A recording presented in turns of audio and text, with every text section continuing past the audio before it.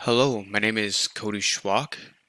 My program is for IT Junior Development. I'm in the class uh, IT Development and Design Fundamentals.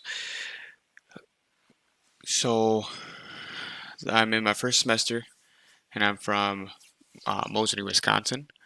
Expectations that I have for this course would be learn more about software development. For that is what I'm looking to get into. Um, and relevant experience. Well, I play a lot of games, video games, and it's kind of interesting to see if there's software development within that, and to kind of see how those are kind of made. Um,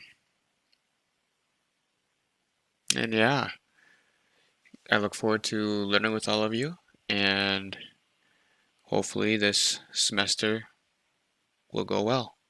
Thank you.